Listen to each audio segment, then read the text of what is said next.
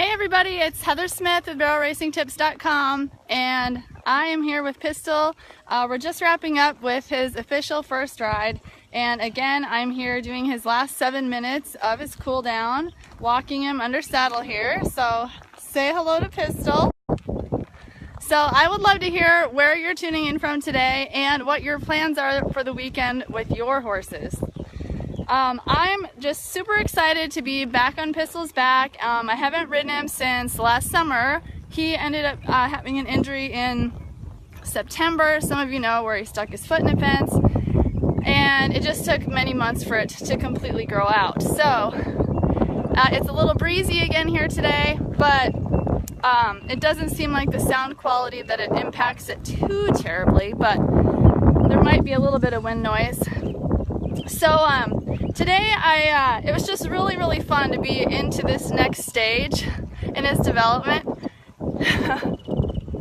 Hey Katie, hey Stacy, love seeing you guys. Good morning. So I am just super excited to be back on Pistol's back. And I thought as we transition into this next phase of his conditioning that I would just wrap up again really quick why I decided to take several weeks to condition him first on the ground, and why I think developing our horses on the ground and having a high level of communication there is so important. For one thing, it's really where the communication we have with our horses on a day-to-day basis, like it's where it starts. We spend time handling our horses, communicating with them at liberty, at feed time. It's just, it's an opportunity to practice all the qualities that we want under saddle. And why wouldn't we take the opportunity to develop them really well, and then we'll just be a step ahead when it comes to their training in the arena. And one of the things I really appreciate, like I decided to do groundwork because he has been off for so many months, and his body would just appreciate starting the head start, getting in shape without the burden of carrying me. And that's the thing to remember, is that like carrying our weight, even if we're not in a saddle and so forth, even if we're not necessarily heavy riders, that is an extra like wear and tear on their body and their joints. And we are definitely in a preserve and conserve stage in our horse's life, and so we try to do just enough and everything we need so they have all the tuning and conditioning under saddle and training, but that we're also helping them move and allowing them to use their bodies in as healthy ways as possible. I might just stop for a second because my hand is moving a little bit too much. So one of the great things, so now as I go into this next phase, I won't really be doing, I'll be doing very little groundwork with him. But I love being able to have high level communication, like when I'm on the road and traveling and going to barrel races a lot. I love to be able to get my horse out early in the morning to go take them for a walk and go to find an arena, let them roll, send them out on the end of a 22-foot line and let them stretch their legs and go long and low and just release and move in a way that's really healthy and communicate in a way that's really connected with me. And just every moment we take those opportunities to practice what we need on the barrel pattern. And to give them the opportunity to get them the movement that is so healthy and necessary for their bodies without the added stress of having to carry us is all the better. So if we have the high level communication where we can ask them to move really specifically and we can practice being like really connected, then that is such a valuable tool. Like I can get my horse out in a field at a truck stop after 3 hours in the trailer and have just a beautiful, low-key, light exercise session. And because he has he's confident, has advanced development on the ground, like it's not really so much even a safety risk. Like there are fewer, the deeper the communication we have with them, the more confident they are, the fewer exceptions there are to what we can do. And so I just wanted to offer that as like a wrap up to this last session.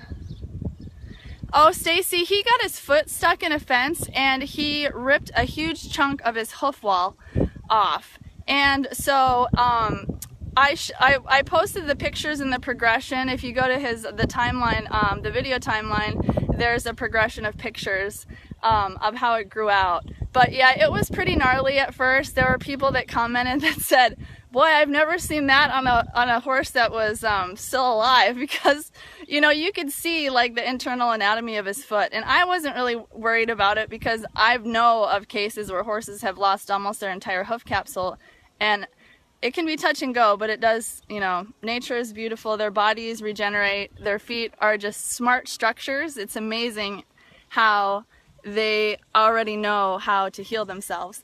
So anyway, it was just awesome to be back on Pistol. Another little tip I wanted to offer was the idea of not starting something that you can't finish. So there were like little aspects of like how he felt that I wasn't necessarily, I mean, there were a lot of ways in the way that things that he offered that were great, considering this was his first real ride in like almost a year. So I'm pleased, and that has a lot to do with the last few weeks we spent on the ground. But there were a few things that needed some work, but I knew that to get to the place I would be satisfied with would have been a little too much stress for his body right in this moment. So I just didn't even go there. Another like really simple example is that I set up the tripod. I walked from the barn out to the arena and through the gate while I was carrying the tripod. And so my hands were pretty full. And Pistol was kind of lagging behind on the rein a little bit, which I don't allow or prefer. But I didn't have the tools to correct him. So it really wasn't the time to correct that, because I wasn't prepared to back it up. So instead of pulling on him and have him learning to lean and experiencing that pull, I just walked slow. I just acted like that's what I was asking him to do. And then in the future, like, I'll make sure that I have the tools available. So there was one other instance where I got off of him to check the video camera, and then I tightened the cinch, and I always lead my horse forward a couple steps before I get on again. And he was like really dragging on me, and I'm like, no. So there are little things I'm like really particular about. And so I didn't have a sticker string, but I have this string on my saddle horn, and I took it off, and I took the rein, and I just asked him to come to me and lead to me, and I confirmed and reinforced that ask with the string, like, and with pressure toward his hind end. Like, when I offer a feel on this rein, you follow it, like, no questions. And that's kind of one of those things where I wasn't putting his body at risk or whatever, but I'm like, hey, since we're starting fresh here again, right from the beginning, let's make no mistake, Pistol. This is what I expect, and I'm going to hold you accountable for upholding to these high standards that I have for you. I know that you know this stuff. And, you know, he felt a little bit sluggish, but of course it's extremely hot here. He's not like necessarily getting the like super high level of feed that he would be getting if I was actually running and competing, you know, like, and traveling a lot. So that's a consideration. And then, you know, I'm always tweaking some things as far as like his joint support, and, you know, we could maybe make some adjustments there now that he's going to be, you know, he's going to be exercised. It's going to be more intense than the groundwork. So those are things to keep in mind. But you never want to be in a position either where you have to let your horse like behave like you feel helpless and you can't correct something. If you find yourself in that position, then a person has to backtrack and think, well, maybe I shouldn't have put myself in this position. Maybe we weren't ready for this to begin with, or I might have missed some signs or something like that. But that was something I was going to offer.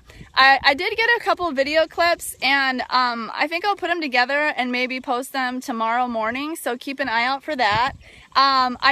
Most of what I'm doing right now is actually kind of boring because I'm doing more like straight lines, just conditioning around the rail of the arena. I did a little bit around these ground poles, and I did a little bit around one barrel, just like walking, a little bit of trotting, and then just loping really big circles. And so I have some things that I noticed about how he was moving, and I noticed some things about how I was riding, and none of this is like necessarily new. I reviewed my notes last night because I really wanted to be prepared. I take a lot of notes, and this stuff, if you have breaks and then you get back into it, like, you don't have to reinvent the wheel. Take notes about this stuff. Like, almost every bit that we have, I have like documentation of what pistol feels like in it, so that like I don't, when it comes getting closer to competition time, I don't have to scratch my head and be like, oh, well, this looks like something that he would work, you know, that he would work well in, but I don't remember if I've tried it on him before, how he feels in it.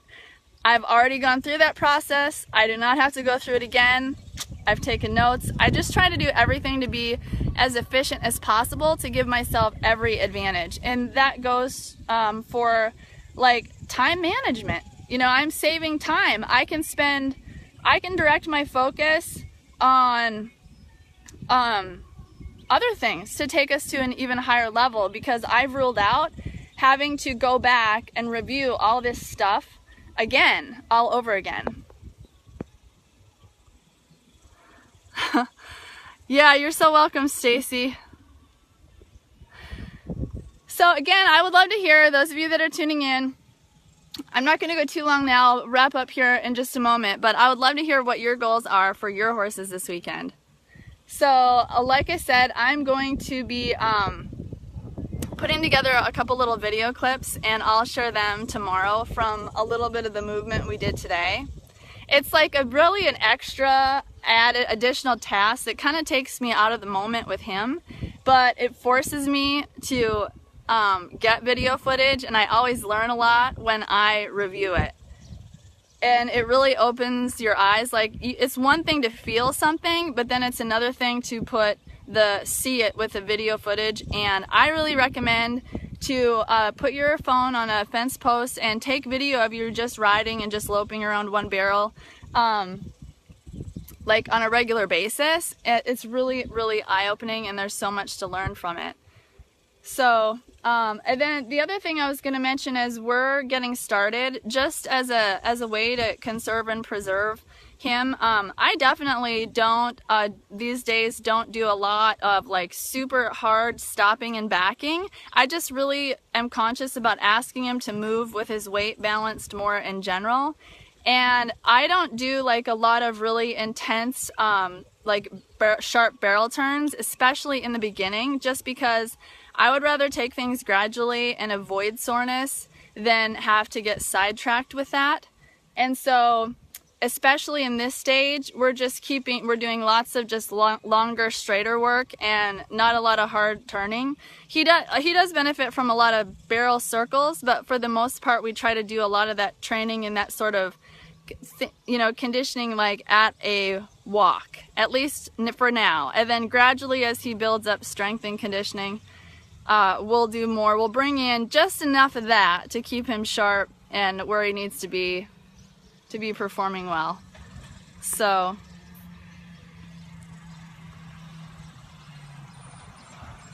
awesome, Katie. That's great to hear. So exciting.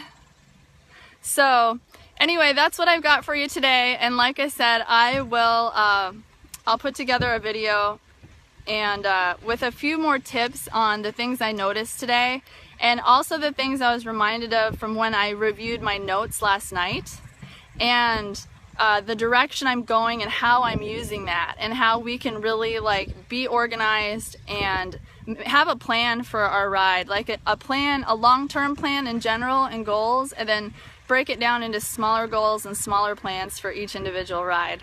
So as always, it's awesome to tune in. The garbage truck is here. So I'm gonna finish walking him out, and I will see you again soon. I will be back with another Pistols Progress on Monday morning, so we'll see you then. Thanks.